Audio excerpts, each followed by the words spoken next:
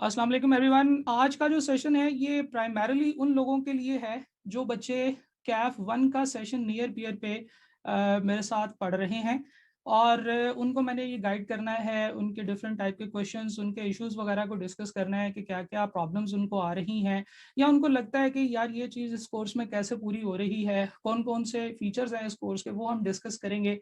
और जो लोग इस वक्त मेरे साथ ये कोर्स नहीं भी पढ़ रहे उनको मैं एक क्विक मोड में इंशाल्लाह इस कोर्स के फीचर्स बता दूंगा और मैं आपको ये गाइड कर दूंगा कि यहाँ पे कैसे हम लोग वैल्यू डिलीवर करते हैं, कैसे हम कोशिश करते हैं कि बच्चे जो ये कोर्स पढ़ रहे हैं वो आई कैप के एग्जाम में अपीयर हों और अपीयर होकर उस एग्जाम को पास कर सके। ठीक है जी, तो हम लोग अपने सेशन का आगाज करते हैं।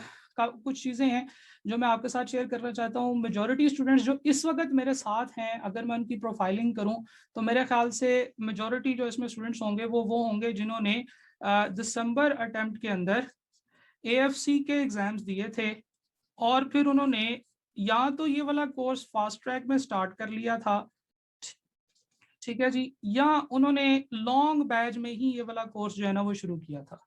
क्योंकि मेजोरिटी बच्चे ये वाले हैं जिनको अभी पता है कि एएफसी क्या होता है। शायद उन्होंने मेरे वो वाले सेशंस भी अटेंड किए हों जो जनरल पब्लिक के लिए मैंने जनरल सेशंस किए थे, जिसमें मैंने बताया था कि एएफसी के बाद जब आप कैफ में जाते हैं तो कैफ के क्या क्या इश्यूज हैं, कैफ को कैसे लेके चलना चाहिए, उसमें फेलियर रेशो इतनी ज़्यादा क्यों होती है और उनको कैसे उस कैफ को आप लोग फर्स्ट अटेम्प्ट में क्लियर कर सकते हैं।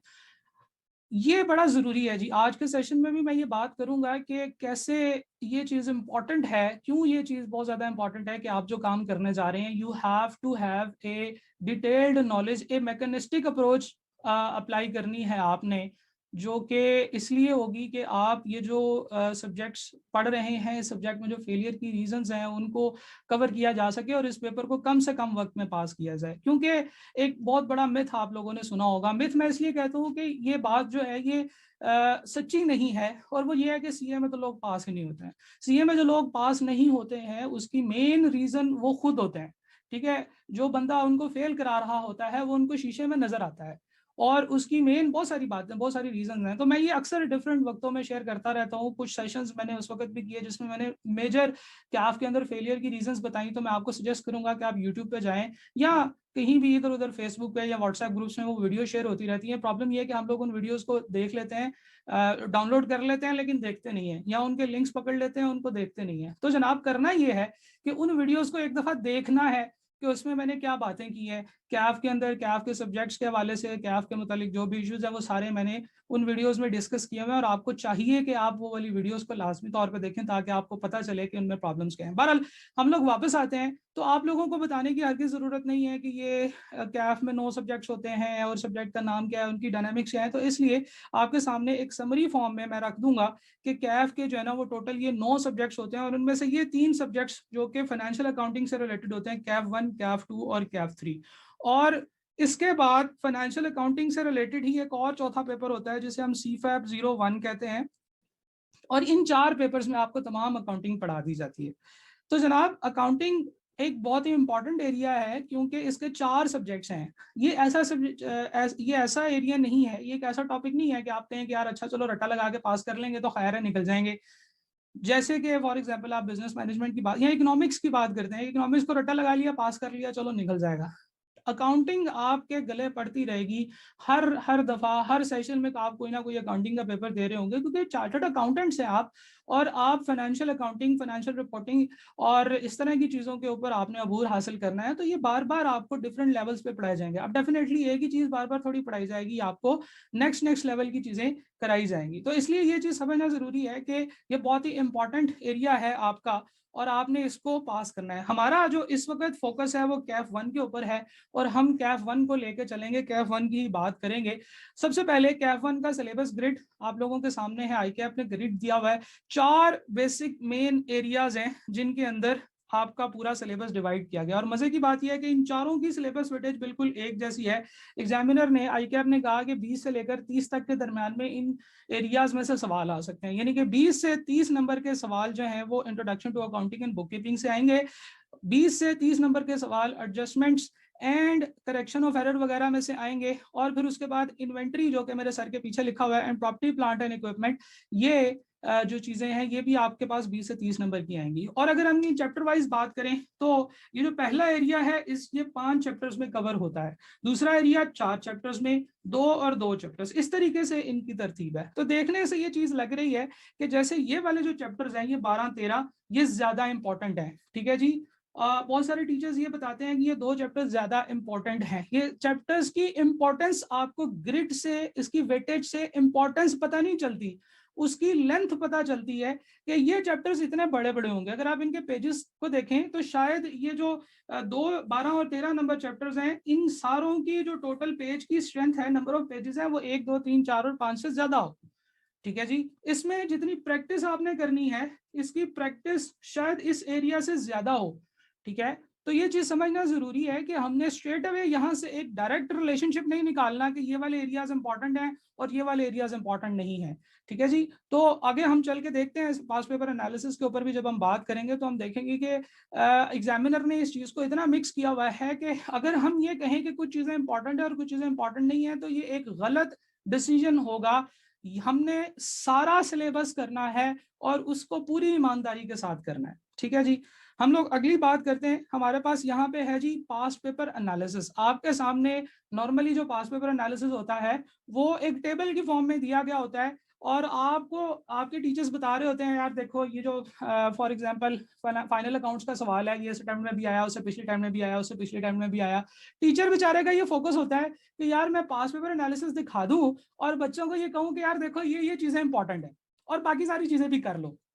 ठीक है। टीचर का पॉइंट ऑफ व्यू ये होता है जब वो पास पेपर एनालिसिस दिखा रहा होता है कि ये चीजें इंपॉर्टेंट है और बाकी चीजें भी करनी है, इनके ऊपर ज्यादा जोर देना है। बच्चे क्या करते हैं, बच्चे देखते हैं पास पेपर एनालिसिस में जिस एरिया में से सवाल पिछले 2-3 अटेम्प्ट से नहीं आ रहा होता, वो कहते हैं ये चीजें अनइम्पॉर्टेंट हैं, इनको छोड़ दो और बाकी जो रह गए उनके ऊपर थोड़ी थोड़ी मेहनत कर लो। तो भाई इसलिए मैंने ये पास पेपर एनालिसिस शेयर करने वाला मजाक जो है वो बिल्कुल ही खत्म कर दिया। हालांकि आप लोगों ने देखा होगा कि मेरा पास पेपर एनालिसिस बहुत ज्यादा कॉम्प्रिहेंसिव होता है। मैं उसमें हर सवाल के नंबर्स और उसके मार्क्स और उसके अंदर अगर फर्ज करें कि एक सवाल में एक से ज्यादा एरियाज के बारे में पूछा गया है तो मैंने जो पास पेपर एनालिसिस बनाया हुआ है उसमें मैं उन दोनों एरियाज को नंबर्स डिवाइड करता हूँ और वो किस बेसिस पे डिवाइड करता हूँ, वो मार्किंग स्कीम जो आईकैप देता है उसकी बेस पे डिवाइड करता हूँ। तो सबसे ज्यादा कंप्रिहेंसिव पास पेपर एनालिसिस मेरे पास मेरा लैपटॉप में होने के बावजूद, जो कि मैंने खुद बनाया है, मैं आप लोगों के साथ वो पास पेपर एनालिसिस शेयर नहीं कर रहा। और उसकी रीजन, उसकी वजह यह है कि आप लोग उससे गलत मतलब निकाल लेते हो। तो मैं जनाब सिर्फ वो मतलब निकाल के आपके सामने रख देता हूँ जो मुझे लगता है कि आपको पास पेपर एनालिसिस में से निकालने चाहिए। पहली चीज, ICAP has maintained some degree of uncertainty, थोड़ा सा वो आगे पीछे करता है over the exact syllabus weightage, but still 100% syllabus coverage is must. अब जब से जो है ना वो आईकैप ने अब रिसेंटली जो एग्जाम्स बनाना शुरू किए हैं पास पेपर एनालिसिस के अंदर, अगर आप देखें तो हर एरिया में से सवाल आ रहे हैं। तो जनाब अगर आपने कोई बड़ा एरिया छोड़ दिया तो आप ये भूल जाएं कि आप पास हो सकते हैं। क्यों? क्योंकि हर एरिया में से सवाल बनाए जाते हैं, हर एरिया में से इजी सवाल, मुश्किल सवाल और फिर बहुत ज्यादा मुश्किल सवाल बनाए जाते हैं। क्योंकि एक ही पेपर ऐसा होता है जिससे निकम्मे नालायक लोगों को फेल करना होता है, अच्छी मेहनत किए हुए बच्चों को पास करना होता है और बहुत ही ज्यादा सुपर डुपर बच्चों को मेरिट सर्टिफिकेट भी देना होता है। तो ना तो पेपर बहुत ज्यादा इजी बनाया जाता है कि निकम्मे बच्चे भी पास हो जाएं, ना बहुत ज्यादा मुश्किल बनाया जाता है कि जो बच्चे जो क्या कहते हैं जो सेंटर में बच्चे आते हैं, जो एवरेज बच्चे हैं वो भी फेल हो जाएं। ऐसे नहीं किया जाता। तो एक ही 100 नंबर के पेपर से एग्जामिनर ने तमाम गधे घोड़े अलग अलग करने होते हैं। ठीक है। तो बताने का मकसद ये है कि अगर आप खुद से कुछ नालायकियां नकम्मी हरकतें करना शुरू कर देंगे कि कुछ टॉपिक छोड़ दिया, किसी टॉपिक की प्रैक्टिस नहीं की एंड सो ऑन, तो फिर जनाब आपके लिए मुश्किल हो सकती है। क्योंकि हो सकता है कि एग्जामिनर ने इजी क्वेश्चंस उस एरिया में से बनाए हो जो आप छोड़ गए हो और मुश्किल टॉप क्वेश्चंस उस एरिया में से बनाए हो जो आप करके गए हो। और मुश्किल एरिया में से आपको पता है कि जब तक आप उसके चैंपियन नहीं बन जाते आप उसमें से पूरे नंबर हासिल नहीं कर सकते। क्यों? क्योंकि ये सिर्फ वही बच्चा करेगा जिसका मेरिट सर्टिफिकेट आना है। मेरिट सर्टिफिकेट का मतलब first position in the subject, और वो तकरीबन 75 या 80% मार्क्स से ज्यादा होना चाहिए। इस तरह की आईकैप ने कोई गाइडलाइन दी हुई है। बहरहाल हम लोग आगे चलते हैं जनाब। दूसरी बात यह है कि पिछले कुछ अटेम्प्ट से जब से एमसीक्यूज आए हैं, जब से आईकैप ने एमसीक्यूज इंट्रोड्यूस करवाए हैं, आईकैप ने हर टॉपिक में से, हर चैप्टर में से सवाल पूछने शुरू कर दिए। वो करते ये हैं कि बड़े बड़े टॉपिक्स में से सवाल पूछ लिए, यानी कि 10-10, 12-12 नंबर के 15-20 नंबर के सवाल बना लिए, फिर जो छोटे छोटे टॉपिक्स रह गए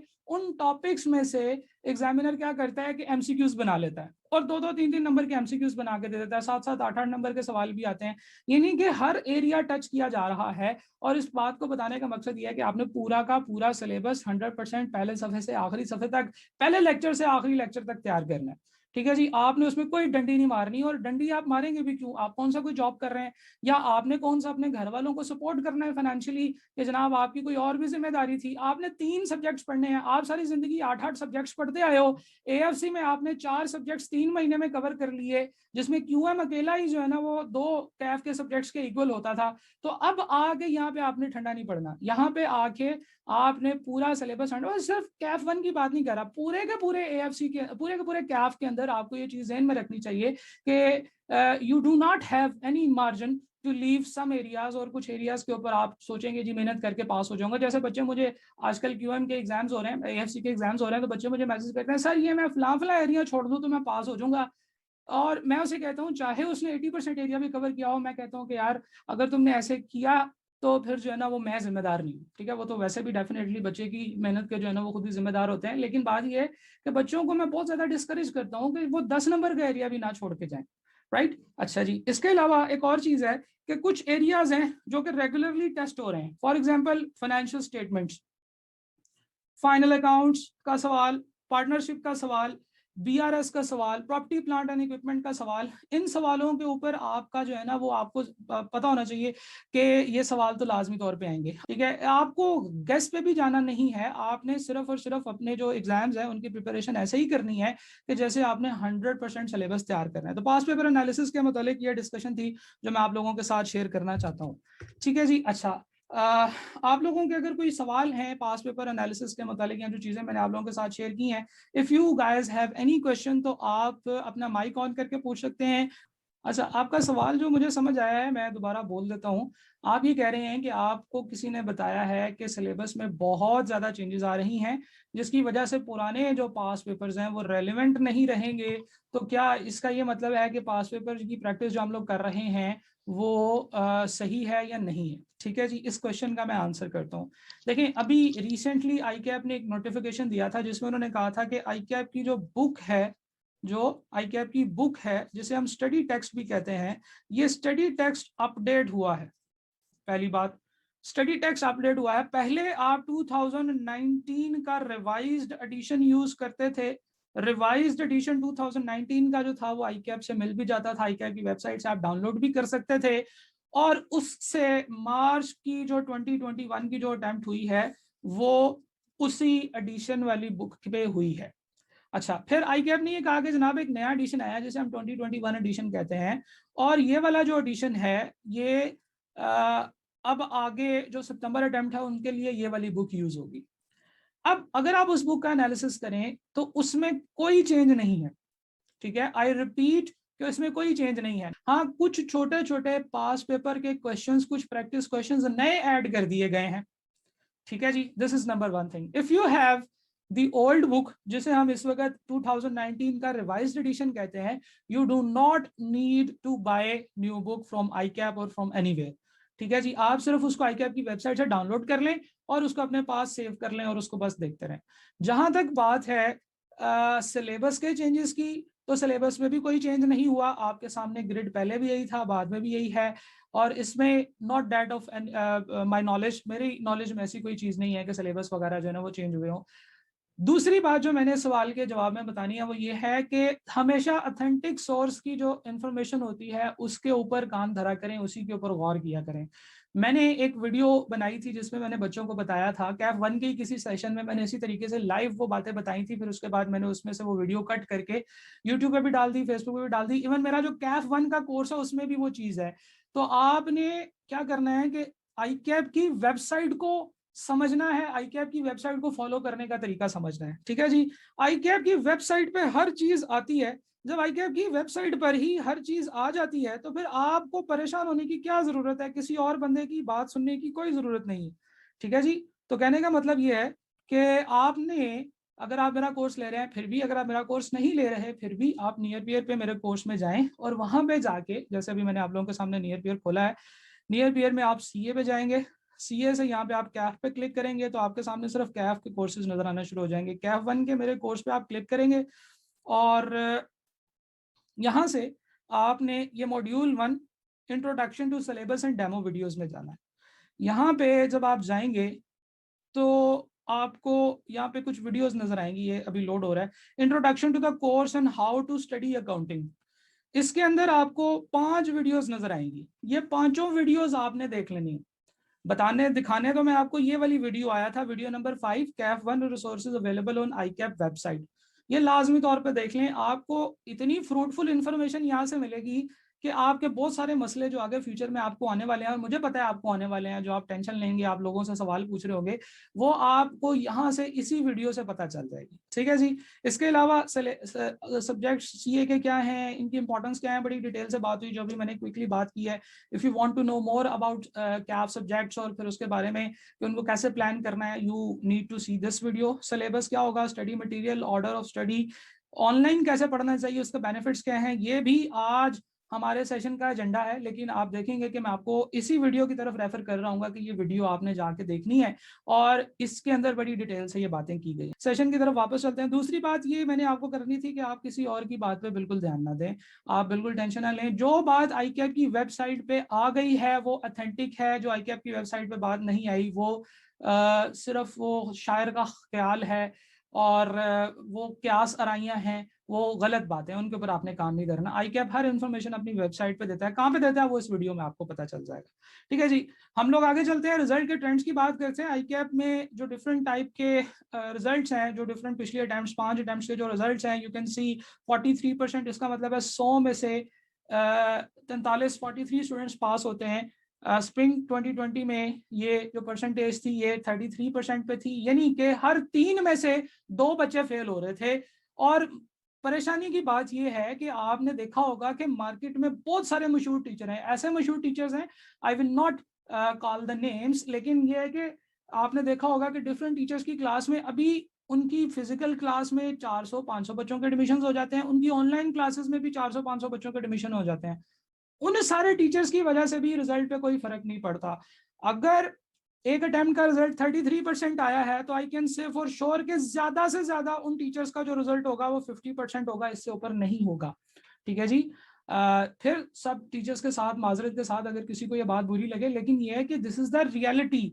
और रियलिटी ये है कि आईकैप में फेलियर की रेशो बहुत ज्यादा है और उसकी बहुत सारी वजूहत है जिनके ऊपर आज हम बात करेंगे और उनको भी हम देखेंगे कि उनको कैसे कैटर किया जा सकता है। बट आप देख रहे हैं थ्रू आउट एक 44%, 34%, 48 ये 2 अटेम्प्ट्स बड़ी अच्छी रही, 3 जिसमें बड़े बच्चे पास हुए। आईकैप ने कहा अच्छा तुम्हारी ऐसी की तैसी, बच्चे इतने क्यों पास हो रहे हैं, इनको फेल किया जाए। अब आईकैप जानबूझ के किसी को फेल थोड़ी करता है, आईकैप जानबूझ के किसी को फेल नहीं करता है। आईकैप सिर्फ उन्हीं बच्चों को फेल करता है जो सिर्फ इसी काबिल होते हैं कि उनको फेल कर दिया जाए। राइट। सो रिजल्ट ट्रेंड्स जो हैं वो आपके सामने हैं। और अगर हम देखें कि इतने बड़े फेलियर की रीजंस क्या हैं तो ये आपके सामने तकरीबन ये जो आईकैप आपने देखा होगा कि डिफरेंट हर अटेम्प्ट में जब उसका रिजल्ट आ जाता है उसके बाद उसका सजेस्टेड सोल्यूशन आता है, उसके साथ एग्जामिनर कमेंट्स आते हैं। एग्जामिनर के कमेंट्स में वो ये बता रहे होते हैं कि बच्चे ने कौन कौन सी गलतियां की और क्यों बच्चा फेल हुआ, फेलियर की रीजंस क्या क्या थी। तो अगर आप उस एग्जामिनर कमेंट के डॉक्यूमेंट को ही पढ़ लें तो आपको बहुत सारी उसमें इंफॉर्मेशन मिल जाएगी। जैसे रिसेंटली एक टीचर ने, अकाउंटिंग के टीचर ने बहुत अच्छी बात की, उन्होंने कहा कि जनाब ये जो एग्जामिनर कमेंट्स हैं ये most important but most ignored document है आईकैप की तरफ से। किसी को पता ही नहीं होता बच्चों को कि एग्जामिनर कमेंट्स क्या है। तो मैं आपको हमेशा ये सजेस्ट करूंगा कोई भी सवाल करें आईकैप की वेबसाइट पे जाएं, फ्री है वहां पे सारा कुछ पड़ा हुआ, आप उसके एग्जामिनर कमेंट्स थोड़े से निकाल के जरूर देख लें कि उसके एग्जामिनर कमेंट्स क्या है, एग्जामिनर उस सवाल को जब उसने चेक किया तो उसने उसके बारे में क्या बताया। राइट। सो ये जो आपके सामने कुछ पॉइंट्स नजर आ रहे हैं, कुछ मेरे पीछे भी हैं, बहरहाल उनको मैं भी डिस्कस कर लूंगा। सो द थिंग इज कि ये तमाम पॉइंट्स मैंने खुद टाइप नहीं किए हैं, ये मैंने different examiner comments copy paste करके यहाँ पे डाल दिए हैं। एग्जामिनर खुद चीख चीख के बता रहा है कि यार इस पेपर में जो फेलियर की जो रीजंस हैं वो ये हैं, आप लोग ये गलतियां करते हो, लेकिन हम लोग अपनी गलतियों से सीखने के लिए तैयार ही नहीं है। फॉर एग्जाम्पल सबसे पहले उसने कहा कि around 15% students scored marks between 40 to 49। ये जिस भी अटेम्प्ट का था उस अटेम्प्ट में 15% लोग ऐसे थे जो 40 से 49 के दरम्यान में फेल हुए। which could have been easily obtained if they had covered all the areas of syllabus. सबसे पहले एग्जामिनर ने आते ही मत्थे पे आपको बता दिया कि जनाब selective study is the biggest reason of failure. ये इतनी बड़ी फेलियर की रीजन है, ये जितनी मतलब ये भी जितनी बड़ी फेलियर की रीजन है हम इसको उतना ही ज्यादा इग्नोर कर देते हैं। ये ऐसे ही है कि जैसे हमें पता है कि ये जो कोल्ड ड्रिंक्स वगैरह होती हैं, जैसे कार्बोनेटेड ड्रिंक्स होते हैं, किसी कंपनी का नाम नहीं लेते, जो कार्बोनेटेड ड्रिंक्स होती हैं ये आपकी सेहत के लिए ठीक नहीं है, ठीक है, वो आपकी सेहत में बहुत सारे मसाइल पैदा करते हैं और इसकी बहुत सारी वीडियोस हैं, आप देख लें जी। उसमें जी वो बोतल के अंदर आप वो डाल दें, रस्टेड आयरन डाल दें तो उसको जंग उसका उतर जाता है और ये वो और सारा कुछ, उसमें चीनी बहुत ज़्यादा होती है और इसको जला दें तो इसमें से ये निकल आता है, यानी कि ये इतना ज़्यादा खतरनाक है। लेकिन हम लोग इंतहाई डटाई से और इस चीज़ को बगैर सोचे समझे माने कि यार ये बात जो कर रहे हैं वो इम्पोर्टेंट है, हम लोग उनको अपनी डेली लाइफ में कंज्यूम करते हैं। और ये कंपनियां बनाने वाले, ये जो कार्बोनेटेड ड्रिंक्स बनाने वाली कंपनीज हैं, ये भी उतनी ढिठाई से उसको मार्केट करते हैं। ये देखते हैं कि इस वक्त मार्केट में लोगों की नजर में सबसे ज्यादा फिट बंदा कौन है, ये क्रिकेटर को ले आएंगे और कहेंगे चलो भाई हमारी बोतल बेचो। क्रिकेटर कह रहा है जनाब ये ना किया तो फिर ना जिया, right. So the thing is के ये लोग भी गलत मार्केटिंग, डिसेप्टिव मार्केटिंग कर रहे हैं, झूठ बोल रहे हैं, लोगों को बता रहे हैं कि सेहत का राज ये है और असल में सेहत का राज ये नहीं है। हम सबको पता है लेकिन फिर भी हम पिए जा रहे हैं।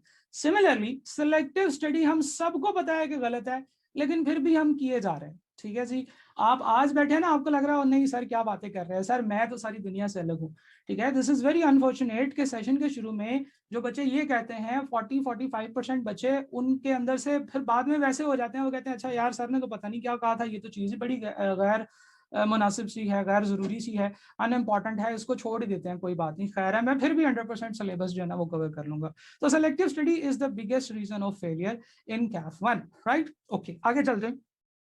Many students attempted the paper like rough work. बहुत सारे बच्चे रफ वर्क के तौर पे पेपर करते हैं।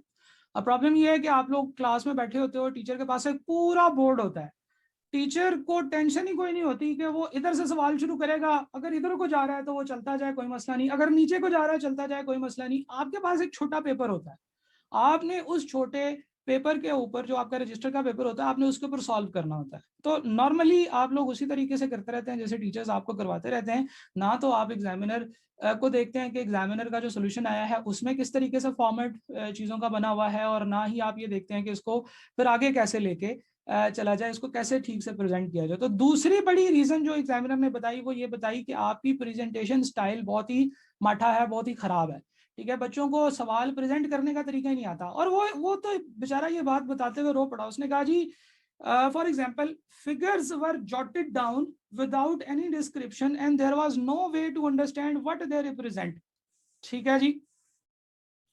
कि जी बच्चे ने ऐसे प्रेजेंट किया कि मैं बहुत कोशिश कर ली फिर भी मुझे कोई इस तरह का जो है ना वो तरीका नहीं मिला कि मुझे ये पता चल सके कि यार ये इसने क्या लिखा है, यानी कि मैंने बहुत कोशिश कर ली लेकिन फिर भी मुझे समझ नहीं आई। चीज़ें तो सेल्फ एक्सप्लेनेटरी होनी चाहिए।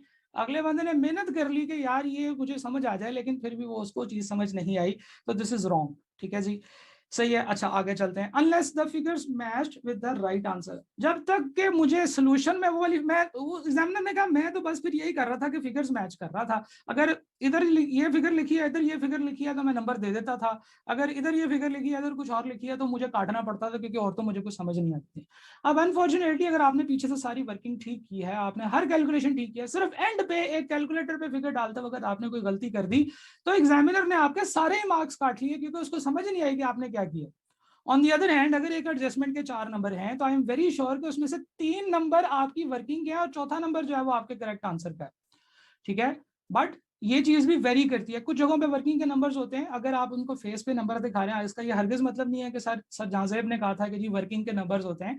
कुछ क्वेश्चंस में इस तरह से होता है, कुछ क्वेश्चंस में इस तरह से नहीं होता है, डिपेंड्स अपॉन कि आपको क्या कैलकुलेट करने के लिए कहा गया है। लेकिन उसके ऊपर डिटेल में जब आप थ्रू आउट द सिलेबस देखेंगे तो मैं बता रहा हूँ कि देखें एग्जामिनर इसके इतने मार्क्स देता है, इसके इतने मार्क्स देता है, वो पूरा हर वीडियो में हर क्वेश्चन में मैंने बताया हुआ है, ठीक है जी। एग्जामिनर कमेंट्स भी जिस सवाल के इंपॉर्टेंट थे उस सवाल को सॉल्व करने के बाद मैंने उसके एग्जामिनर कमेंट्स भी डिस्कस किए हुए हैं ताकि आप लोगों की जो है ना वो नालायकी की कोई जो है ना वो हद ना रहे और आपको उसमें कोई ये इस तरह से आप कोई बहाना ना लगा सकेंगे सर वो तो उस वक्त तो नेट ही नहीं आ रहा था मैंने इसलिए वो एग्जामिनर कमेंट्स नहीं देखे। बहरहाल आगे चलते हैं।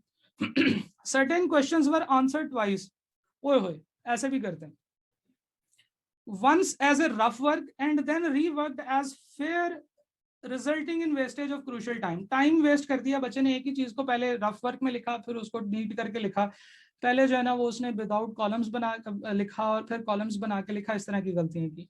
For preparation of financial statements even simple adjustments were worked out by preparing ledgers. ठीक है जी, नॉर्मली क्या करते हैं टीचर्स बताते हैं, फाइनल अकाउंट का सवाल करना है, हर चीज की जिसकी एडजस्टमेंट है उसके अकाउंट खोल लो और फिर उसमें एंट्रियां करते रहो, और एंट्रियां करके जब उसको क्लोज करोगे, ट्रायल को अपडेट करोगे, फाइनेंशियल स्टेटमेंट्स बनाओगे, उस वक्त तक जनाब पूरा 1 घंटा गुजर चुका होगा और आपने 20 नंबर के सवाल में पूरा 1 घंटा सक्सेसफुली लगा लिया, और हो सकता है कोई गलती और वो टैली भी ना हो तो आपने इंपॉर्टेंट वक्त जाया कर दिया। हर चीज की एडजस्टमेंट करना, हर चीज की एडजस्टमेंट बनाना जरूरी नहीं है। अब इसमें क्या होता है कि शुरू में जब टीचर समझाने लगता है तो आप क्योंकि चीजें समझ रहे होते हैं, आपको उंगली पकड़ के चलाना होता है, तो उस वक्त एग्जामिनर कहता है अच्छा इसकी वर्किंग बनाओ, इसकी वर्किंग बनाओ, हर चीज के अकाउंट्स खोल लो। लेकिन फिर बाद में जनाब अगर किसी चीज का अकाउंट खोले बगैर अगर आप जहन में भी वर्किंग कर सकते हैं, जहन में भी काम कर सकते हैं, और एग्जामिनर आपको नहीं कह रहा कि मुझे वर्किंग्स दिखाओ, फाइनल अकाउंट उसने चेक करना है आपका, तो फिर आप कुछ चीजों को on the face of financial statement भी लिख के दिखा सकते हैं। ये वो तीसरी बात थी जो कि एग्जामिनर ने बताई। आगे चलते हैं जी। Examinee skipped topics, topic skip कर दिए और prepare it half heartedly with the assumption that it will not be tested. अच्छा ये शायद ये जो लाइन है यहाँ से मिस हो गई है, ये था जी कि वो एरियाज जो कि एग्जैक्टली इससे पिछली वाली अटेम्प्ट में चेक हुए हैं, एग्जामिनी उन एरियाज को स्किप कर देते हैं, उन्हें लगता है कि यार पिछली दफा आ गया हूं नहीं आना। ठीक है जी, यानी कि पिछली दफा टेस्ट हुआ है, इस दफा टेस्ट नहीं होगा, तो ये जो सोच है इसको एग्जामिनर ने बड़ी दफा डिस्करेज किया कि भाई इस तरह से नहीं होगा, इस तरह नहीं सोचना आप लोगों ने। Examiner try to solve complete question and doing that they spend too much time and as a result they are not able to attempt all questions। अच्छा ये भी बड़ी इंपॉर्टेंट चीज है, हम लोग बच्चों को ये बताते हैं कि यार एक सवाल पूरा करने की बजाय सारे सवाल करना ज्यादा जरूरी है। ठीक है, और इसके ऊपर फिर बड़ी डिफरेंट टाइप की चीजें होती हैं कि अगर आपके पास एक दो सवाल रह गए हैं और टाइम एक सवाल का है, तो आप ऐसे ना करें कि एक सवाल पूरा करें, आप ऐसे करें कि 2 सवाल आधे आधे कर दें। ठीक है, ये तो खैर एक जनरल बात है, एक लूज सी एग्जांपल है, बट द थिंग इज कि आपके क्वेश्चन के जितने मार्क्स हैं, फॉर एग्जांपल 20 मार्क्स हैं, आप उसको 1.8 से मल्टीप्लाई करें, जो आपके पास टाइम आता है उतने मिनट्स आप उसके ऊपर लगा दें और उसके बाद आप उसको बंद करें। ठीक है, उसको छोड़ दें, अगर आपको लगता है कि हाँ यार ये मैं कर लूंगा, मुझे आता है मुझे आता है मुझे आता है, फिर भी आप उसके टाइम छोड़ के अगले पेपर पे क्वेश्चन पे शिफ्ट हो जाएं। लेकिन हाँ अगर 2 3 4 मिनट लग के आपको वो सवाल हो जाएगा तो फिर लगा लें, क्योंकि जारी बात है आप दोबारा वापस आएंगे तो आपको याद करने में भी वक्त लगेगा कि आपने क्या किया था। लेकिन अगर आपको लग रहा है कि मजीद इसके ऊपर अभी 10 मिनट लग जाएंगे तो उसको फिर छोड़ दें, किसी और सवाल का जो है ना वो टाइम जाया ना करें, क्योंकि एक सवाल में कुछ इजी एडजस्टमेंट्स होती हैं, कुछ डिफिकल्ट एडजस्टमेंट होती हैं, कुछ वेरी डिफिकल्ट एडजस्टमेंट्स भी होती हैं। तो एक सवाल की बहुत ज्यादा डिफिकल्ट एडजस्टमेंट्स करने की बजाय एक अगले सवाल की इजी एडजस्टमेंट्स कर लेना ज्यादा बेहतर है, ताकि वहां से आप करके उसको पास कर सकें। ठीक है जी, नेक्स्ट ये वही बात उन्होंने कर दी कि रीजनेबल टाइम के बाद आप अगले क्वेश्चन में शिफ्ट हो जाएं। Many students use past paper as key element of their examination preparation. ये बात जो है ना ये बड़ी जरूरी है कि आपने सिर्फ और सिर्फ पास्ट पेपर पे फोकस नहीं करना। मैंने देखा एक दफा मैंने क्वेश्चन एग्जाम क्लास के अंदर एक ACCA का सवाल कराया। ठीक है जी, मैंने बच्चों को कहा अच्छा यार ये डिफरेंट टाइप का जरा सवाल है ये कर लो, तो एक बच्चे ने मुझे कहा सर ये तो ACCA का सवाल है, ये तो हमारी बॉडी का सवाल ही नहीं है। ओ भाई है तो अकाउंटिंग ना, और अकाउंटिंग जो है वो सेम ही रहनी है, उसमें क्या फर्क आना है। ठीक है, अब property plant and equipment CA में अगर डिफरेंट तरीके से पढ़ाया जाता है तो ऐसे थोड़ी है कि ACCA में वो किसी और तरीके से पढ़ाते होंगे, ACCA में ऐसे थोड़ी है कि वो डेप्रिसिएशन ही चार्ज नहीं करते होंगे। This is wrong. ठीक है जी, सो द थिंग इज के जो ICAP के पास पेपर के क्वेश्चंस हैं वो जरूर करने चाहिए, लेकिन सिर्फ उसी को ही नहीं करना चाहिए, और भी क्वेश्चंस करने चाहिए। और क्योंकि ये एग्जामिनर ने ये देखा कि जब एक ही तरह के सवाल आ रहे हैं तो बच्चे सिर्फ उसी की प्रैक्टिस कर रहे हैं और उसमें वो चैंपियन और चीते बन जाते हैं। लेकिन जब कोई थोड़ा सा एग्जामिनर सवाल चेंज करके देता है, कोई डिफरेंट करके सवाल देता है, तो बच्चे उसमें पजल हो जाते हैं। और यहाँ इस तरह का सवाल कि जो पहले कभी ना आया हो, दो टॉपिक्स को जोड़ दिया, दो सिचुएशंस को जोड़ दिया, एक जो है ना वो इन्वेंट्री का और करेक्शन ऑफ एरर्स को जोड़ दिया और आपको फंसा लिया, या प्रॉपर्टी प्लांट एंड इक्विपमेंट और करेक्शन ऑफ एरर्स को जोड़ दिया और आपको जो है ना उसने सवाल दे दिया, तो बच्चे परेशान हो जाते हैं कि यार ये पता नहीं क्या आ गया, ये तो नया सवाल आ गया, ये तो हमारे टीचर ने भी नहीं कराया था। तो भाई टीचर कैसे कराता, आपने तो कराने नहीं दिया, आपने तो कहा सर आप फलां बॉडी के सवाल भी ना कराएं, सिर्फ हमें सीए के सवाल कराएं। तो भाई क्वेश्चन जो है वो किसी एक बॉडी के नहीं होते हैं, वो टॉपिक के होते हैं, और उस टॉपिक को जिस जिस जगह पे भी पढ़ाया जाता है वो सारी जगहों को एक्सप्लोर करना चाहिए कि वहां से क्या क्या सवाल आते हैं, राइट।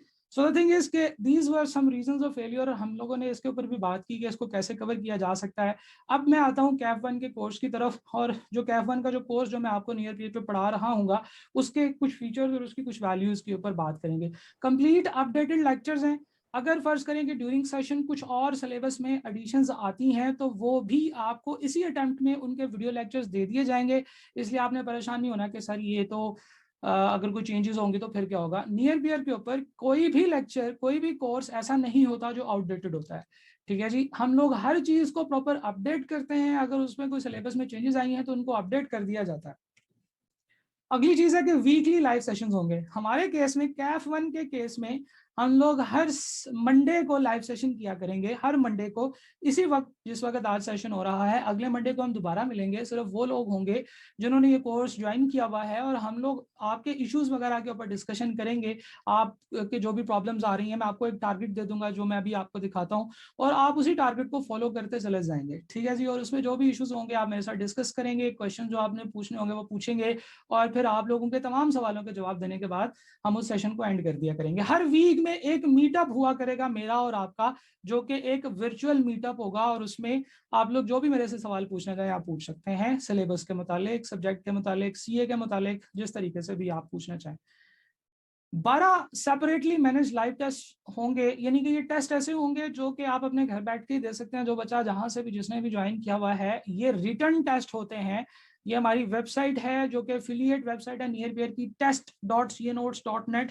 इस वेबसाइट के ऊपर तमाम टेस्ट जो है ना वो आ जाते हैं, और उसका एक स्केड्यूल होता है, उस स्केड्यूल को आपने फॉलो करना होता है, और उस स्केड्यूल की बेस पे जिस दिन आपका टेस्ट होता है, और मंडे को ही टेस्ट भी होता है, तो जिस दिन भी आपका टेस्ट होगा आपने उस दिन टेस्ट का क्वेश्चन पेपर डाउनलोड करना है, उसको सॉल्व करना है अपने पेपर पे, और उसकी तस्वीरें हमारे पोर्टल पे अपलोड कर देनी है। उसके ऊपर एक पूरी डिटेल से वीडियो आती है कि कैसे डाउनलोड करनी है, कैसे अपलोड करनी है, लेकिन आपको ये जरूर बता दिया जाएगा, पूरा गाइड कर दिया जाएगा।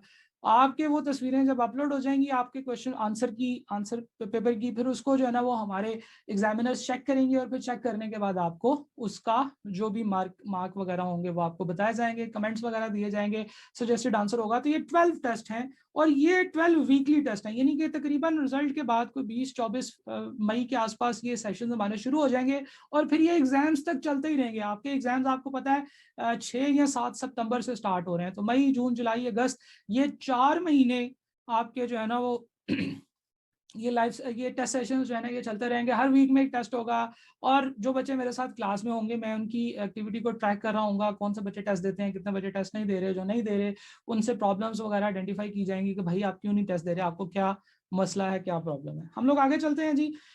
सिर्फ यही नहीं है कि लाइव सेशन आएंगे और लाइव सेशन के अंदर ही हम लोग एक दूसरे से बातचीत किया करेंगे, हम 24/7 एक दूसरे के साथ कनेक्टेड रहेंगे।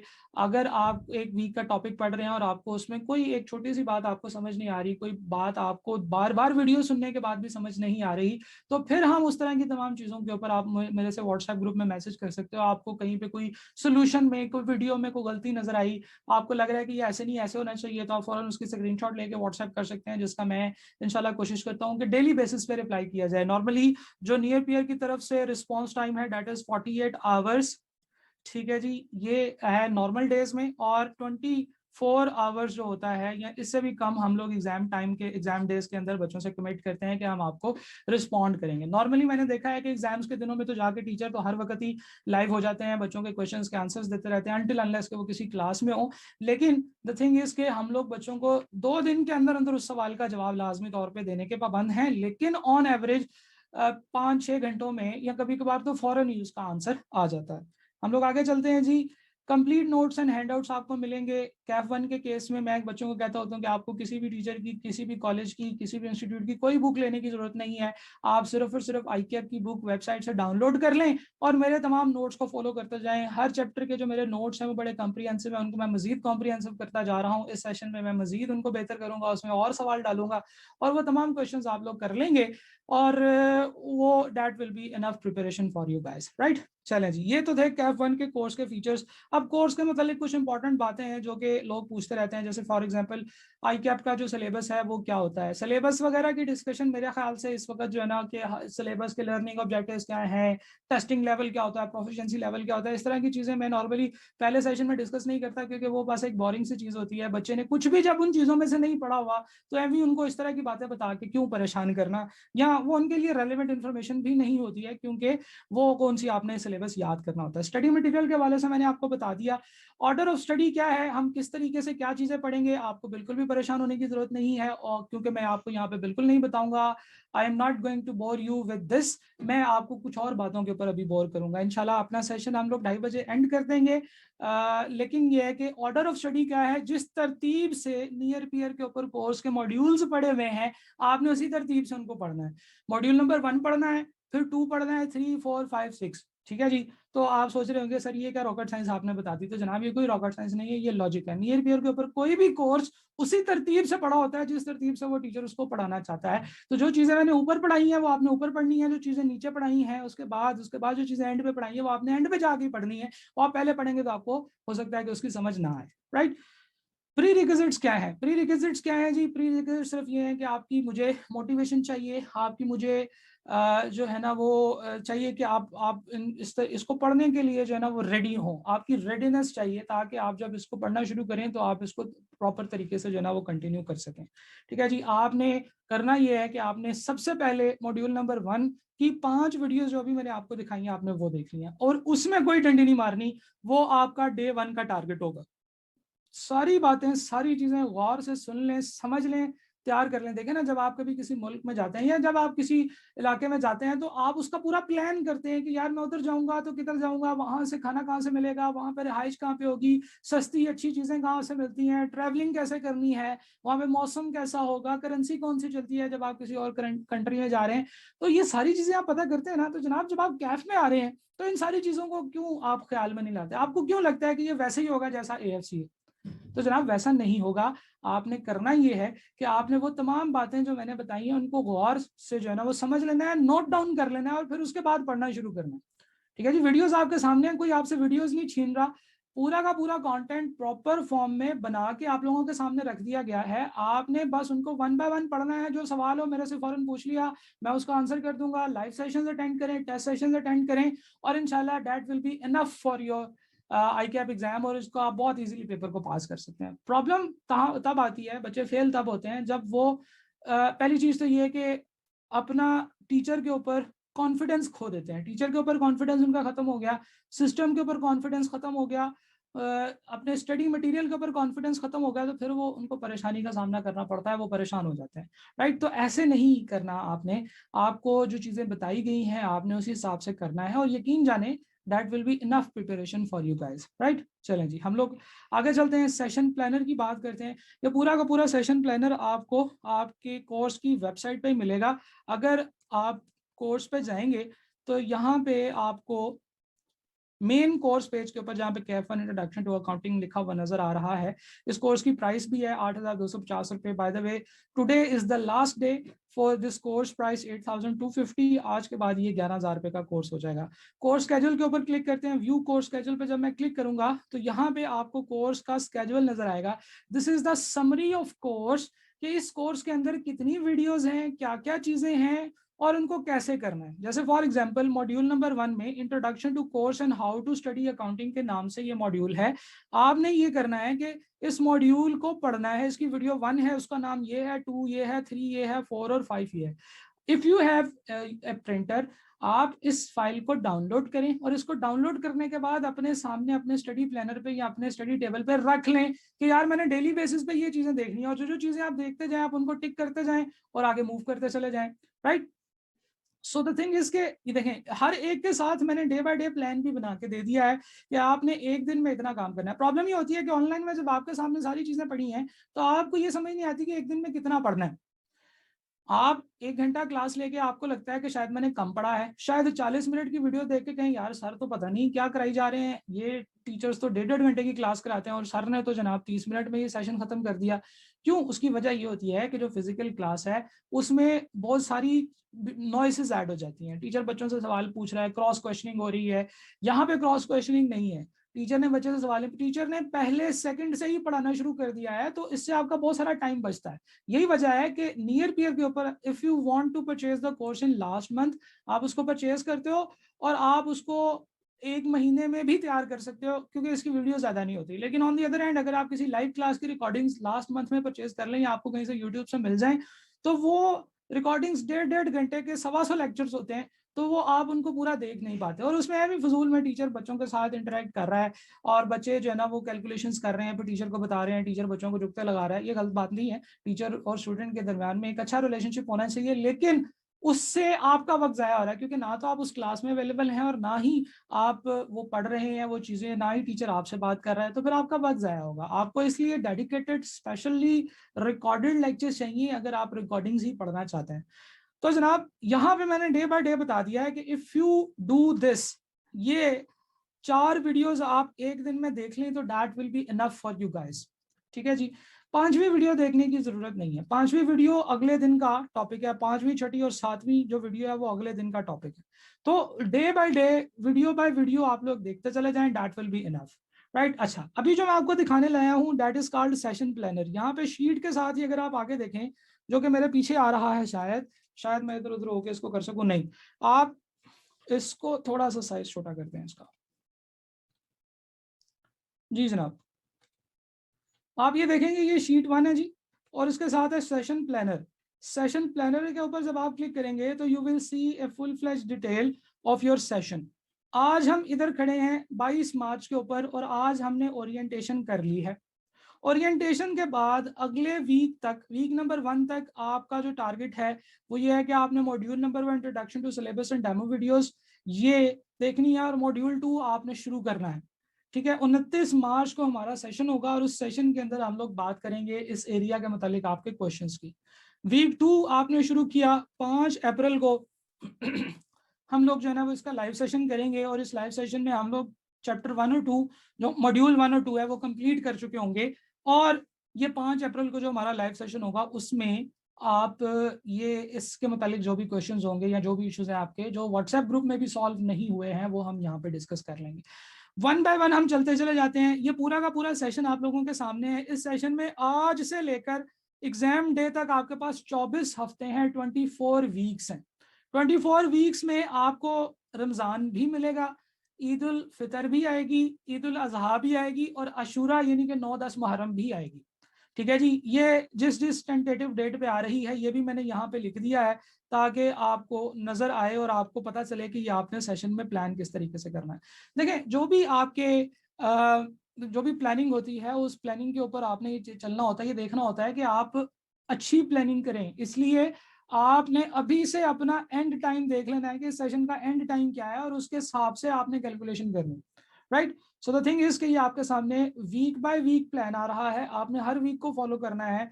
लाइव सेशंस आप लोगों के सामने हैं, ये लाइव सेशंस हम लोग रोजाना ये हर सैटरडे हर मंडे को किया करेंगे। और अगर इसमें इसमें टाइम में कोई आगे पीछे भी करना होगा तो वो हम लोग ग्रुप के अंदर डिस्कस कर लेंगे कि जनाब इस दफा का लाइव सेशन जो है वो इस डेट पे होगा, इस दफा का लाइव सेशन नहीं होगा एंड सो ऑन। ठीक है जी, तो हम लोग इसके साथ ये टेस्ट सेशन आपको नजर आ रहे हैं, हर टॉपिक के साथ टेस्ट डेवलप किए गए हैं। और टेस्ट 6, 7, 8 ये टोटल 12 टेस्ट और 12 टेस्ट नंबर 12 जो है आपका मूव होगा। इनकी डेट्स अभी अनाउंस नहीं हुई, इनकी डेट्स भी अनाउंस हो जाएंगी, लेकिन डेफिनेटली वो डेट्स उन्हीं एरियाज की होंगी, इसके लाइव सेशंस के बाद की डेट्स होंगी ताकि आप उस वक्त तक उसको प्रिपेयर कर चुके हो और फिर आप टेस्ट में भी हो, राइट। तो ये था जनाब हमारा सेशन प्लानर जो कि वीकली लेक्चर कवरेज प्लान भी है। अब आपने करना ही है कि आपने इस वीक के आगे जो लिखा हुआ है ना वो आपका टारगेट है, वो आपने करना है। अच्छा, वीक में होते हैं 7 दिन, तो एक दिन में क्या करेंगे, दूसरे दिन में क्या करेंगे, तीसरे दिन में क्या करेंगे, वो आपने यहाँ पे जाना है शीट के अंदर। और आपने यहाँ पे फॉर एग्जांपल मैंने यहाँ पे देखें ये 8 दिनों में डिवाइड किया हुआ है बुक्स ऑफ प्राइम एंट्री। ठीक है जी, तो आपने इसको 8 दिनों में करना है। ठीक है, फिर किसी एरिया को मैंने 4 दिनों में डिवाइड किया होगा, बैड एंड डाउटफुल डेट्स को जैसे 4 दिनों में डिवाइड किया हुआ है, तो आपने इनको 4 दिनों में करना है। तो इस तरीके से आप लोग इसकी जो है ना वो प्रिपरेशन करेंगे और आपने इसी स्केड्यूल को फॉलो करना है। हम लोग आगे चलते हैं जनाब ऑनलाइन स्टडी की तरफ, कि किस तरीके से आप ऑनलाइन पढ़ते हैं। जो ऑनलाइन पढ़ने के एटिकेट्स हैं वो आप लोगों के सामने यहाँ पे लिखे हुए हैं, और जो मैंने आपको 5 वीडियोस दिखाई थी उनमें से एक वीडियो बड़ी डिटेल से इन तमाम एटिकेट्स के ऊपर बात कर रही है कि कैसे आप ऑनलाइन स्टडी को करेंगे तो आपके लिए बेहतर होगा, कैसे आपको चाहिए कि आप ऑनलाइन पढ़ें, और ऑनलाइन के अंदर किन किन चीज़ों का ख्याल रखना है, क्या क्या गलतियां ऑनलाइन में नहीं करनी है। तो ये आप लोगों के सामने समरी है। नॉर्मली डेली बेसिस पे आप 2 घंटे कम से कम कैफ वन को जरूर दें। एक रिचुअल बनाएं, एक तरतीब बनाएं अपने काम करने की, एक जगह एक एरिया एक सेट करें और आप उसी टाइम के ऊपर, जिस टाइम के ऊपर आते हैं आप उसी टाइम के ऊपर पढ़ने की कोशिश करें। वक्त आगे पीछे ना करें कि कभी एक दफ़ा जो है वो सुबह में पढ़ लिया, एक दफ़ा शाम में पढ़ लिया, इस तरीके से ना करें। बहुत ज़्यादा कंफर्टेबल होके, लेजी होके, टेबल पे लेट के इस तरीके से ना पढ़ें। बल्कि मैंने देखा एक टीचर तो ये भी कह रहे थे कि यार आप जैसे इंस्टीट्यूट में आने के लिए, कॉलेज आने के लिए नहाते हैं, तैयार होते हैं, कपड़े पहनते हैं, आप उसी तरीके से ऑनलाइन क्लासेस के लिए भी ऐसे करें, ताकि एक एक एक इन्वायरमेंट क्रिएट हो। जब आप उस इन्वायरमेंट में आके बैठेंगे तो आपकी रिसेप्टिविटी ज्यादा होगी। आपने मोबाइल फोन जो है इसको स्विच ऑफ कर देना है। खैर ये कैसी बात है जिसको कोई भी बंदा नहीं मानता, सारे यही कहते हैं मैंने मोबाइल फोन स्विच ऑफ कर दिया, लेकिन थोड़ी थोड़ी देर बाद जरूर देख रहे होते हैं, क्योंकि हमारा करोड़ों रुपए का कारोबार जो है वो मोबाइल फोन पे फंसा होता है। ठीक है जी, हमारा तो नहीं खैर, लेकिन फेसबुक और ये ट्विटर और ये व्हाट्सएप और ये टिकटॉक वगैरह वालों का तो वाकई करोड़ों का कारोबार है जो इधर फंसा होता है। तो वो चाहेंगे कि हम लोग जो है ना वो स्टडी के ऊपर फोकस ना करें, हम लोग उनकी एप्स के ऊपर फोकस करें। कैलकुलेशंस वगैरह जो आपको क्वेश्चन के अंदर सॉल्व करने के लिए कही गई होती हैं वो आपने करनी है। जैसे मैं आपको अक्सर कहता हूँ कि जी अच्छा मुझे बताएं अब इसका क्या आंसर आएगा। अब डेफिनेटली वो रिकॉर्डिंग है तो आप लोग मुझे कैसे बताएंगे कि उसका क्या आंसर आ रहा है, लेकिन मैं आपको ये कह रहा होता हूँ कि यार इसको सॉल्व कर लें, इसका आंसर निकालें, क्या आंसर आएगा। ठीक है, तो कोशिश करें कि जहां जहां पे मैं आपको कह रहा हूं कि इसको सॉल्व करें, इसका कैलकुलेट करें, इसका क्या आंसर आता है, आपने वहां वहां पे उसको जरूर कैलकुलेट करना है। मैं हर पास पेपर का सवाल करने के बाद ये वीडियो में कहता हूं कि यार इस सवाल को सॉल्व करना है 2-3 दफा और फिर उसके बाद अगले सवाल की तरफ जाना है, क्योंकि दौड़ तो नहीं लगाई ना आपने। ऐसे थोड़ी है कि आपने सारी वीडियोस देखनी है तो आप पास हो जाएंगे। वीडियोस देखने से पास थोड़ी होंगे। आपने वीडियोस देख के उस प्रैक्टिस को करना है, उस चीज को समझना है, उसको अब्सॉर्ब करना है, फिर आप पास होंगे जब आप उसको एग्जाम में जाके अच्छे तरीके से प्रेजेंट करेंगे। तो ये चीज समझना जरूरी है कि वीडियो देखना आपका मकसद नहीं है। वीडियो देखना आपका पहला स्टेप है जिससे आपका वो मकसद पूरा होगा जो कि आपने आईकैप में जाके एग्जाम दे के पास करना है। राइट, वीडियो को देखने के बाद अगली वीडियो पे जंप ना करें, ये बात हम कर चुके हैं। ठीक है जी, और इसके अलावा कैलकुलेशंस को रीपरफॉर्म करें। तमाम एग्जांपल्स जो मैंने आपको कराई हैं वो एग्जांपल्स आपने लाजमी तौर पे एक दफ़ा करनी है, फिर आपने अगली वीडियो पे जाना है। जब मैं आपको कहता हूँ कि एक दिन में आपने 5 वीडियोस देखनी है तो इसका ये हरगिज मतलब नहीं है कि आप वीडियो 1 प्ले करें, फिर 2 प्ले करें, 3 प्ले करें, 4 और फिर 5 और फिर उसके बाद सोचेंगे मेरे नाल होया कि ठीक है ये सर ने क्या पढ़ा दिया आज, मुझे तो समझ नहीं आई। ऐसे नहीं करना। आपने पहली वीडियो देखनी है, उसमें जो जो बातें बताई गई हैं उसको सॉल्व करना है, उसको करना है, फिर आप दूसरी वीडियो, फिर तीसरी वीडियो, फिर चौथी वीडियो, इस तरीके से आप लोग आगे मूव करेंगे। की नोट्स वगैरह अपने नोट्स खुद बनाने की आदत डालें और उन नोट्स के ऊपर जो है ना उन नोट्स से याद करने की कोशिश करें। जब आप खुद अपने नोट्स बना रहे होते हैं तो फिर आप ज्यादा उस चीज को ऑब्जॉर्व करने की पोजीशन में होते हैं। अगले दिन का जो स्टार्ट है वो आप पिछले दिन की रिवीजन के साथ किया करें कि पिछले दिन क्या पढ़ा था, और फिर ये भी देखा करेंगे इस टॉपिक में from the start of this chapter, जो चैप्टर आप पढ़ रहे हैं हमने अभी तक क्या क्या किया है। आप यकीन जाने कि सिर्फ ये 3 से 4 मिनट की रिवीजन होगी, लेकिन इससे आपकी सारी की सारी जो प्रिपरेशन है वो दोबारा कवर अप हो जाएगी। आपको पता चल जाएगा कि अच्छा क्या क्या चीजें हो रही हैं। आगे चलते हैं जनाब। टेस्ट सेशन में जरूर पार्टिसिपेट करना, ये एक ऐसी बात है जो कि बहुत ही अलार्मिंग है। फेलियर की सबसे बड़ी रीजन जो हमने ऊपर रीजंस तो पढ़ी कि बच्चे ये गलती करते हैं, ये गलती करते हैं, सिलेक्टिव स्टडी करते हैं, पेपर सही से प्रेजेंट नहीं करते, उन तमाम की जो वजह है वो है कि आप टेस्ट सेशन में नहीं आते हैं। जरा चलें वापस चल के देखते हैं जरा हम लोगों ने क्या बातें की थी। हम लोगों ने जो बातें की थी वो ये थी कि जनाब बच्चे करते हैं सिलेक्टिव स्टडी, तो सिलेक्टिव स्टडी तो टेस्टिंग का प्रॉब्लम नहीं। बच्चे रफ वर्क करते हैं, सवाल बार बार रिपीट करते हैं, ये आपकी राइटिंग प्रॉब्लम है। मैं इसके साथ WP लिख रहा हूं। आगे फाइनल अकाउंट के सवाल में सिंपल एडजस्टमेंट भी जो है ना ये आप वर्किंग से करते हैं, ये भी आपकी राइटिंग प्रॉब्लम है। ठीक है जी, कंप्लीट क्वेश्चन सॉल्व करना ये भी आपका राइटिंग प्रॉब्लम है। क्यों? क्योंकि आप एक ही सवाल पे फंसे रहते हैं, आपको एग्जाम टेक्निक्स नहीं आती हैं, यू डू नॉट नो कि एग्जाम को कैसे ठीक प्रॉपर तरीके से सॉल्व करना है। पास पेपर के ऊपर फोकस है, टेस्टिंग की प्रैक्टिस नहीं है, बच्चों को सवाल पूरा नहीं कर पाए एग्जाम्स के अंदर, बच्चों ने सवाल शुरू किया, उनको समझ नहीं आई कि ये मैंने क्या कर दिया, अब इस सवाल को क्लोज कैसे करना है। ये तमाम प्रॉब्लम्स वो वाली प्रॉब्लम्स है जो कि सिर्फ राइटिंग की वजह से हैं, और बच्चे टेस्ट नहीं देते। हालांकि मैंने देखा है, ये जिस टेस्ट सेशन की मैं बात कर रहा हूँ, इसमें ऑन एवरेज 2 से 3 टेस्ट पर स्टूडेंट आते हैं, और ये बहुत ही गंदी एवरेज है, जिसके ऊपर हम लोग बहुत सीरियसली सोच रहे हैं कि इसको कैसे किया जाए। इतने गलत एवरेज, इतनी गंदी एवरेज नहीं होनी चाहिए बच्चों में टेस्ट की अपेयरेंस की। ठीक है जी, बच्चों की टेस्ट की जो अपेयरेंस है वो 2.2 से लेकर 3 टेस्ट तक आती है।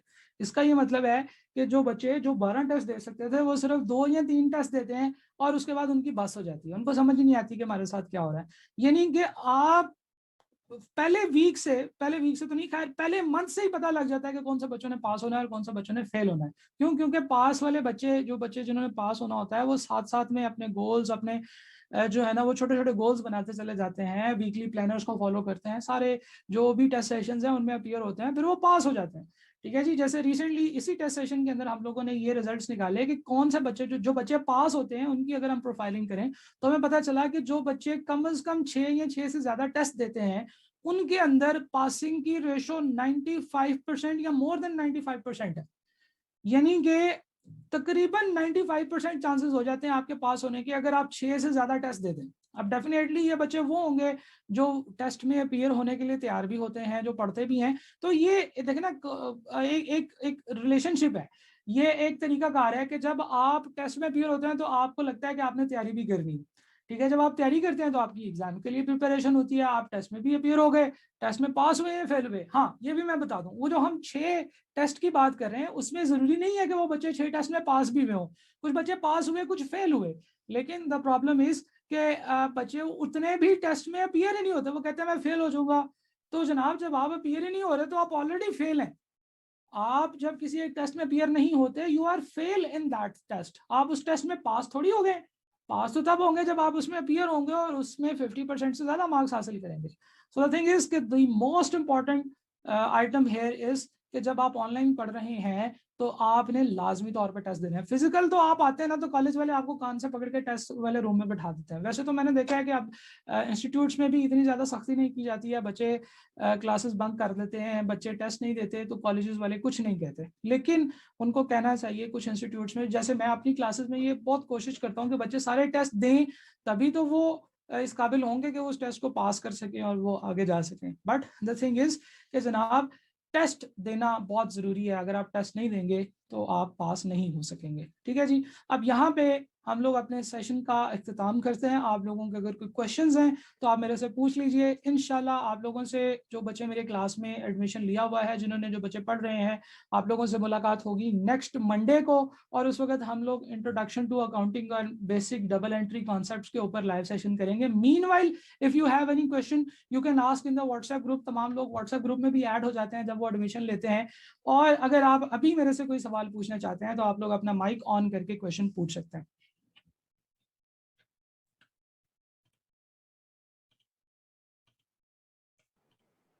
अस्सलाम वालेकुम सर।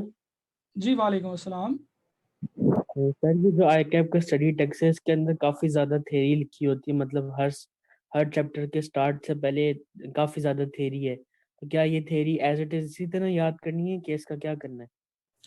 देखें, थ्योरी जो होती है, पहले 3-4 चैप्टर्स जो है ना, उनमें कुछ बेसिक अकाउंटिंग के बारे में लिखा हुआ है कि जी अकाउंटिंग क्या है, और बिजनेस क्या होता है, डबल एंट्री बुक कीपिंग क्या होती है। इन तमाम चीज़ों को करने का तरीका तो ये होगा कि सबसे पहले आपने इसको समझना है कि ये क्या लिखी हुई हैं बातें। जैसे प्रूडेंस कॉन्सेप्ट है, या मटीरियलिटी कॉन्सेप्ट है, गोइंग कंसर्न कॉन्सेप्ट है, और इस तरह की बहुत सारी चीज़ें हैं। तो you have to develop an understanding of this कि ये है क्या चीज़, ये आपको क्यों पढ़ाई जा रही है। ठीक है जी, और उसके बाद आपने उसको याद करना है। डेफिनेटली इसका जो सवाल है, एग्जामिनर इसका एप्लीकेशन बेस्ड सवाल पूछता है, वो एक सिनेरियो बताता है और आपको कहता है बताएं जी इसमें कौन सा प्रिंसिपल अप्लाई हो रहा है। ठीक है जी, या वो आपको कहता है कि अच्छा ये डेफिनेशन किस चीज की है। बहुत ही कम ऐसे होता है कि एग्जामिनर आपको रट्टे वाली बात पूछे, रट्टे से मुराद ये कि आपको कहे मटीरियलिटी की डेफिनेशन बता दें, ये बहुत कम होता है। ज्यादा सिनेरियोज इसमें ये होते हैं कि एग्जामिनर आपसे कॉन्सेप्ट बेस्ड सवाल पूछता है, जिसके लिए आपको उस थ्योरी के एरिया के कॉन्सेप्ट डेवलप करने की बहुत ज्यादा अशद जरूरत है, जिसके बगैर आप उस क्वेश्चन को सॉल्व नहीं कर सकेंगे। अब उसका तरीका क्या होगा?